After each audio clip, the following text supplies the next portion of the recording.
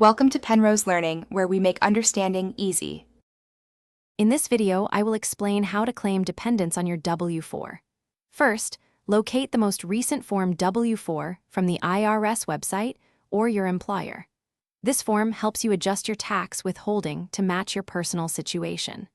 Accurately claiming dependents is crucial for ensuring the correct amount of federal income tax is withheld from your paychecks throughout the year. Let's dive into the specifics. To claim a dependent, they generally must be a qualifying child or a qualifying relative. A qualifying child must be under 17 and live with you for more than half the year. For a qualifying relative, their gross income must be less than $4,700, and you must provide over half of their support. Review the IRS guidelines carefully to confirm eligibility for each person you plan to claim. When filling out your W-4, focus on Step 3, which is specifically for claiming dependents. For each qualifying child, you'll multiply by $2,000.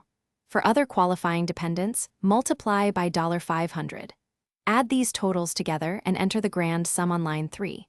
This adjustment directly impacts your tax withholding, so accuracy here is key for your take-home pay.